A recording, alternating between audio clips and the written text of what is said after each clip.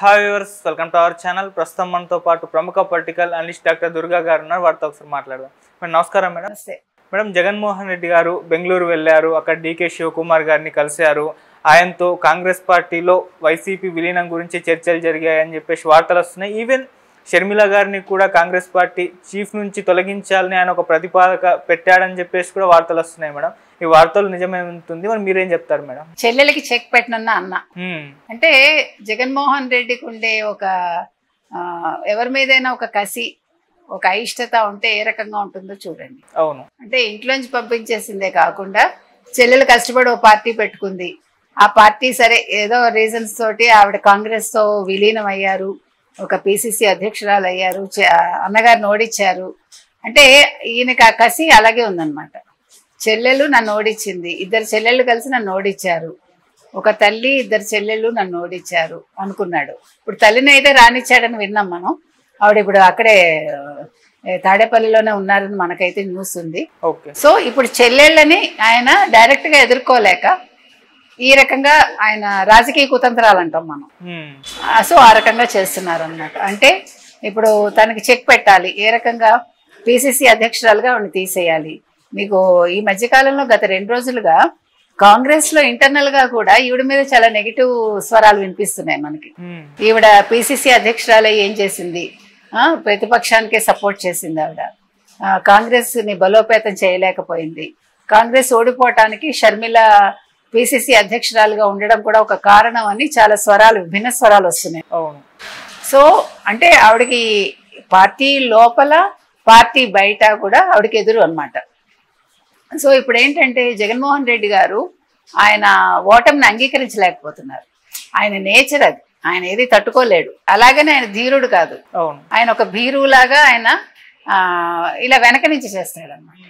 So నిన్న ఆయన యలహంక వెళ్ళినప్పుడే అందరికీ ఒక డౌట్ వచ్చింది, ఈయన ఎందుకు వెళ్ళాడు సడన్ గా బెంగళూరు. ఆయనకి ఇక్కడ నెగిటివ్ ఎక్కడ, మనకి పులివెందుల్లో కూడా ఆయనకి ఫస్ట్ కార్యకర్తలు ఆయనకి ఇబ్బంది పెట్టారు ఆయన మీద. అంటే ఆయన ఇంటి మీద రాళ్లు వేసి అంత, తర్వాత జగన్ మీద అంత నెగిటివ్ వచ్చింది. నేను యలహంక వెళ్ళాక కూడా, ఆయన బెంగళూరు దిగాక కూడా అక్కడ ప్రజలు Jaganmohan Reddy CM down down అని, తర్వాత ఏమో ఇది సైకో అని ఆయన అని, అంటే ఆయనకి నెగిటివ్ అనేది ఆయన చవి చూస్తున్నారు. ఓకే. సో ఇది పక్కన పెడితే ఆయన యలహంక ప్యాలెస్ కి ఎందుకు వెళ్ళారు ఆఫ్టర్ 10 years, ఒక దశాబ్ద కాలం అటుపక్క ఆయన కన్నెత్తి కూడా చూడలేదు. అయితే ఇక్కడ చాలా విషయాలు ఉన్నాయండి. ఒకటి, ఇప్పుడు జగన్మోహన్ రెడ్డి భవిష్యత్ ఏంటి, ఇప్పుడు ఒక్కొక్కళ్ళు చేజారిపోతున్నారు. ఇప్పుడు పార్టీలో ఎంతమంది ఎమ్మెల్యేలు మిగులుతారో తెలియదు. రెండోది, ఆయనకి సపోర్ట్గా ఉన్న వాళ్ళే ఇప్పుడు ఆయన మీద కొంచెం నెగిటివ్ మాట్లాడటం మొదలు పెడుతున్నారు. అంటే ఒక ధైర్యం వస్తుంది వాళ్ళకి, గొంతులు పెంచుతున్నారు అనమాట. ఇంకొక విషయం ఏంటంటే, ఇప్పుడు వీళ్ళందరూ చేజారిపోతే ఇంకా పార్టీ లేనట్టే కదా. ఇప్పుడు బీఆర్ఎస్ ఏమైతుంది తెలంగాణలో, ఈరోజు ఏమీ లేకుండా అయిపోతుంది. మనం ముందే చెప్పాం బీఆర్ఎస్ ఉండదు అని. సో అదే పరిస్థితి ఈరోజు ఇక్కడ వైసీపీకి వస్తుందా? అందుకని ఈయన కొంచెం ముందు ఆలోచన చేసి, సరే మనం కాంగ్రెస్తో మాట్లాడదామని ఆయన యలహంకకి వెళ్ళారా. ఇప్పుడు ఆయన తాడేపల్లి ప్యాలెస్లోనూ ఉండలేడు ఆయన, అలాగని హైదరాబాద్ లోటస్ పాండ్లోనూ ఉండలేరు పూర్తిగా. ఎందుకంటే ఇప్పుడు సిబిఐది ఈడీది కేసుల సంగతి ఇంకా తేలలేదు. అది వారం వాళ్ళు శుక్రవారం నాంపల్లి కోర్టు అన్నారు. మరి వాళ్ళు వెనకంజ వేశారా లేదు, ఏమైనా వెనకాల ఏమైనా తెర వెనక జరుగుతున్నాయా మనకు తెలియదండి. అంటే వాటి మీద ఏమైనా ఈయన వెళ్ళి మోదీని ఏమైనా బతిమాలుకున్నారా అమిత్ షాని, మనకేమి ఇంకా విషయం తెలియదు. సో ఈ కేసులు ఈ పక్కన ఉండగా ఆయన ఇప్పుడు లోటస్ పాండ్లో ఉండలేరా? సరే, ఇంకా పులివెందులు ఎటు ఉండలేడు ఆయన, అది డిసైడ్ అయిపోయింది. ప్రజల్లో ఒక అపనమ్మకం అనేది ఈయన మీద వచ్చేసింది. ఈయన పనికిరాడు ముఖ్యమంత్రిగా అని వాళ్ళు అనేసుకున్నారు. కాబట్టి ఇప్పుడు నెక్స్ట్ ఆప్షను యలహంకకి వెళ్ళాక ఇప్పుడు డీకే శివకుమార్ని కలవాలి. బికాజ్ ఆ రోజు షర్మిల గారు కూడా త్రూ డీకే శివకుమారే వెళ్ళారు. అంటే ఇక్కడ 2 విషయాలు. మరి ఆ రోజు షర్మిలని వీళ్ళందరూ అన్నారు కదా, రిలయన్స్ ద్వారా తండ్రిని చంపించిన పార్టీతో నువ్వు కలుస్తావా అని. మరి అలా కలుస్తావా అనుకున్నప్పుడు మీరు అదానికి మరి పెద్దపీట వేశారు కదా. అంబానీ కూడా మీ దగ్గరికి వచ్చారు కదా, ఎవరి దగ్గరికి, జగన్మోహన్ రెడ్డి దగ్గరికి. కాబట్టి రాజకీయాల్లో పాత పగలు పాత శత్రుత్వాలు ఉండవండి. అంటే తండ్రికి అలా జరిగినా కూడా వీళ్ళు రాజకీయంగా ఎదగడం కోసం అటు షర్మిల తలొగ్గింది, ఇప్పుడు ఈయన కూడా తలొగ్గుతారా అనేది ఒక ప్రశ్న. తర్వాత శివకుమార్ గారితో వీళ్ళు మాట్లాడితే ఏం మాట్లాడతాడు ఈయన? ఫస్ట్ ఈయన మాట్లాడబోయేది అంటే భారతీరెడ్డిని మనం కనుక దృష్టిలో పెట్టుకుంటే భారతీరెడ్డి షర్మిలను ఏ రకంగానే ఎంటర్టైన్ చేయదు ఆవిడ. కాబట్టి మీరు ముందు షర్మిలని తీసేయమని చెప్పమని ఆవిడైనా చెప్పచ్చు, లేదు ఈయనకే సొంతంగా తోచి ఉండొచ్చు, మనకు తెలియదు. కాబట్టి షర్మిలను తీసేయమని అయితే నెంబర్ 1 అడుగుతారు. అడిగాక విలీనం విషయంలో కండిషన్స్ పెడతాడు ఆయన, అంటే కేసుల మాఫీ గురించి. కానీ కేసుల మాఫీకి కేంద్రం ఏం చేస్తుంది? ఇప్పుడు కేంద్రంలో అయితే ఒక తెలంగాణలోనే వాళ్ళకి ఇక్కడ ఉంది, అవకాశం ఉంది. అంటే ఒకసారి ఈయన కాంగ్రెస్ లో చేరితే రేవంత్ రెడ్డి ఈల్డ్ అవుతాడా? అంటే తెలంగాణ ముఖ్యమంత్రి రేవంత్ రెడ్డి మీద డికే శివకుమార్ ఇన్ఫ్లుయెన్స్ ఉంటుందా? లేదు డికే శివకుమార్ ద్వారా సోనియా గాంధీ కావచ్చు, లేదు రాహుల్ గాంధీ, ప్రియాంక గాంధీ వాళ్ళని ఇన్ఫ్లుయెన్స్ చేసి వాళ్ళ ద్వారా రేవంత్ రెడ్డికి చెప్పిస్తారా? అంటే ఎంత చూడండి, ఒక రాజకీయ ఒక వ్యూహం వేస్తే ఈయన వ్యూహాలు ఏ రకంగా ఉండొచ్చు అని మనం ఆలోచిస్తున్నాం. అంటే ఇక్కడ తెలంగాణలో కోర్టు, ఆయన నాంపల్లి కోర్టుకి వెళ్ళాలి కాబట్టి ఇక్కడ జడ్జెస్ని ఇన్ఫ్లుయెన్స్ చేస్తారా? అంటే ఒక దూరాలోచన, అంటే తన కేసుల కోసం ఇక్కడ పార్టీ ఉంటుందా ఉండదా పక్కన పెట్టండి, ముందు తన సర్వైవల్ ముఖ్యం ఆయనకి. ఆ సర్వైవల్ కోసం ఇంత ఆలోచించి ఉండొచ్చు మనం అనుకోవటం, మనకు తెలీదు. అంటే ఒక ఎత్తు వేస్తే చదరంగం ఎత్తుల్లాగానే ఇవన్నీ కూడా రాజకీయపు ఎత్తులు. సో ఈయన ఇన్ని ఆలోచించి ఉండొచ్చు. అంటే మనం అనుకుంటున్నాం ఈయన ఏదో ఫీల్ అయిపోతున్నాడు, ఈయన గమ్మున కూర్చున్నాడు, తాడేపల్లిలోంచి బయటికి రాలేదు. కాదు, ఆయనకి మిగతా వాళ్ళు అనవసరం అండి.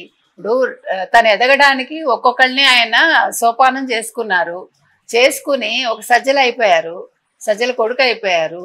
అంటే తన అవసరం వరకే వాళ్ళు. ఇప్పుడు తన ప్యాలెస్లు కట్టుకోవాలనుకున్నారు, కట్టుకున్నారు. కాకపోతే అది ఆయనకి అది వికటించింది అనుకోండి, అది వేరే విషయం. నేను నెగ్గుతాను అనుకున్నాడు, ఆయన భ్రమల్లో ఉన్నాడు. కాకపోతే ఈ భ్రమల్లోంచి కూడా ఆయన నేను ఎట్లా బయటపడాలి నా కేసుల్లోంచి అనేది తీవ్రంగా ఆలోచించి ఉండొచ్చు. ఆ ఆలోచనలోంచి ఆయన ఓకే శివకుమార్ని కలుద్దాం, అయితే యలహంకకి ఎందుకు వెళ్తాడు, ఆయన బెంగళూరు ఇప్పుడు వెళ్లాల్సిన పనే ఉంది. పూర్వం అంటే సత్సాయి గారు ఉండేవారు, ఇప్పుడు ఆయన కూడా లేరు. అంటే మనం అనుకోవటానికి ఒక ఆధ్యాత్మికంగా పోనీ ఒక గురువు దగ్గరికి వెళ్ళారు అనుకోవటానికి కూడా లేదు. గురువులు బోల్డ్ మంది ఇక్కడ ఆంధ్రప్రదేశ్లో ఉన్నారు, తెలంగాణలో ఉన్నారు ఆయనకి. కాబట్టి ఈయన ఒక రాజకీయపు ఎత్తుగడతోటే అక్కడికి వెళ్ళారని అనుకోవాలి. ఒకటి షర్మిలాకి చెక్ పెట్టడం అండి, షర్మిలాకి చెక్ పెట్టడం వల్ల షర్మిల ఇంకా రాజకీయంగా పతనం అయినట్టే ఆవిడ. 2 తెలుగు రాష్ట్రాల్లోనూ ఇంకా ఆవిడకి భవిష్యత్తు లేదు. ఒక్కసారి కాంగ్రెస్ కాదు అంది అంటే ఆవిడ ఇంకెక్కడికి వెళ్ళలేరు. తెలుగుదేశం వాళ్ళు తీసుకోరు, అంటే ఈవిడ వెళ్ళరు. 2 రకాలు, ఈవిడ వెళ్ళలేరు, వాళ్ళు తీసుకోరు. ఇంకా బీఆర్ఎస్ తో సంబంధం లేదు. కాబట్టి ఆవిడ రాజకీయ భవిష్యత్తుకి సమాధి కట్టినట్టు అయిపోతుంది. అంటే ఆయన కసి తీర్చుకున్నట్టు అవుతుంది. ఏ చెల్లెలైతే తను ఓడించిందో ఆ చెల్లెలకి రాజకీయ భవిష్యత్తు లేకుండా చేయటంలో ఆయన సక్సెస్ అయినట్టు అవుతుంది. సో అక్కడ భారతీరెడ్డి గారు కూడా ఆవిడ సంతోషిస్తారు. సో ఇక్కడ ఒక దెబ్బకి 2 పిట్టలు అన్నమాట. సో ఆ రకంగా అవుతుంది. ఇక్కడ ఈయన కేసులు మాఫీ చేసుకోవటానికి ఏం చేస్తారు, వసుదేవుడు అంతటి వాడే గాడిద కాళ్ళు పట్టుకున్నాడు. కాబట్టి రాజకీయాల్లో ఏది కూడా తప్పు లేదు. ఎంత ఎత్తుకైనా వెళ్తారు, ఎంత కిందకైనా దిగజారుతారు. కాబట్టి ఈయన ఆలోచించుకుని ఈయన ఎత్తులు వేస్తున్నాడు. ఇప్పుడు కాంగ్రెస్ వాళ్ళకి ఏం పోయిందండి, వస్తానంటే చేర్చుకుంటారు. ఇవన్నీ కూడా టెంపరీ ఫేజ్లే, ఏది పెర్మనెంట్ గా ఉండదు. ఇప్పుడు ఏ పార్టీ తీసుకున్నా కూడా ఎవరికి ఉండే లోపాలు వాళ్ళకు ఉన్నాయి, ఎవరికి ఉండే మంచి వాళ్ళకు ఉంది. కాబట్టి ఇప్పుడు ఈయన కాంగ్రెస్ లో చేరటం మంచిగా చేయడానికి విశ్లేషణ అనవసరం అండి. ఈ రోజు రాజకీయాల్లో నీతి నిజాయితీలు మంచి చెడులు అనేవి మనకి మృగ్యం అంతే. ఓకే, కానీ మేడం ఎన్డీఏ కూటమితో మొన్నటి వరకు కూడా జగన్మోహన్ రెడ్డి గారు ఒక స్నేహభావంతోనే ఉన్నారు. మరి ఇప్పుడు ఆ స్నేహాన్ని వదులుకొని ఇండియా కూటమిలోకి చేరుతారు అన్న దానిపైన ఏ విధంగా చూడొచ్చు అంటారు? మళ్ళీ కాంగ్రెస్ పార్టీకి ఇక్కడ చూసుకుంటే అసలు ఎటువంటి ఓటింగ్ లేదు. ఈయనకే 40% దగ్గర వచ్చింది కదా. మరి ఓటింగ్ కోసం అంటే లేని ఓటింగ్ దగ్గరికి ఎలా వెళ్తారంటారు? దాన్ని ఏ విధంగా చూడొచ్చు అసలు? ఇప్పుడు బీజేపీ పరిస్థితి ఇవాళ చూసారంటే మీరు, ఇప్పుడు బిజు పట్నాయక్ ఏం చెప్పారండి ఇవాళ రాజ్యసభలో మేము ప్రజల పక్షాన ఉంటామని ఇవాళ ఆయన అనౌన్స్ చేశారు. అవును. కాబట్టి ఒకవేళ బిజు పట్నాయక్ బయటకు వచ్చేస్తే బై ఛాన్స్ అనుకుందాం మనం, అంటే ఆయనకి ఎంపీలు ఉన్నారు కదా, ఇప్పుడు రాజ్యసభలో బిల్లులకే చాలా అవసరం. ఇంకో పక్క జగన్మోహన్ రెడ్డికి అవకాశం ఉంది. కాబట్టి ఇక్కడ ఈ ఆప్షన్ పెట్టుకుని, కాంగ్రెస్ ఆప్షన్ పెట్టుకుని ఇగో నాకు కాంగ్రెస్ ఆప్షన్ ఉంది, మీరు నా కేసుల సంగతి చూడకపోతే నేను రాజ్యసభలో మీకు వ్యతిరేకంగా వెళ్తాను అని ఇక్కడ బీజేపీని బెదిరించడానికి కూడా ఉంటుంది. అంటే ఎన్ని రకాలుగా ఒక మనిషి ఊహ వెళ్తుందో మీకు చెప్తున్నా. అంటే ఇక్కడ వీళ్ళు ఒకవేళ పక్కన పెట్టిన తెలుగుదేశం కోసం కానీ, కూటమి కోసం కానీ, జనసేన కోసం కానీ, ఓకే నేను మీకు రాజ్యసభలో నేను మీకు సపోర్ట్ చేయను అని ఇక్కడ బెదిరించడం కోసం ఇక్కడ డీకే శివకుమార్ని కలిసి కూడా ఉండొచ్చు. అంటే ఆ రకంగా కూడా ఉండొచ్చు. ఏది ఎలా మారుతుందో, ఏ క్షణంలో ఏం జరుగుతుందో రాజకీయాల్లో మనం చెప్పలేమండి. క్షణవిత్తం క్షణచిత్తం అంటారు, అట్లాగా ఇవి క్షణక్షణం మారే అంశాలు ఇవి. కాబట్టి జగన్మోహన్ రెడ్డి ఏం చేసినా ఆయన సెంట్రిక్గా ఏముంటాడంటే ఆయన కేసులు, అంతే. కేసుల్లోంచి ఎలా బయటపడాలి, అవినీతి ఇంకా చాలా, ఇప్పుడు చాలా కేసులు వస్తాయి ఇంక మీదట. ఇప్పుడు ఆంధ్రప్రదేశ్లో ఆయన గత 5 ఏళ్లలో చేసినవి తీసుకుంటే ఆయన జీవితకాలం సరిపోదు ఆయనకి ఆ కేసుల్లోంచి బయటపడటానికి. కాబట్టి ఇవన్నీ ఆలోచించుకుని ఆయన ఎత్తుగడ వేశారండి. ఈరోజు శివకుమార్ని కలవడం ద్వారా బీజేపీకి ఒక సంకేతాన్ని ఆయన పంపిస్తున్నారు. అది మనం గుర్తించాలి. Right madam, thank you so much madam.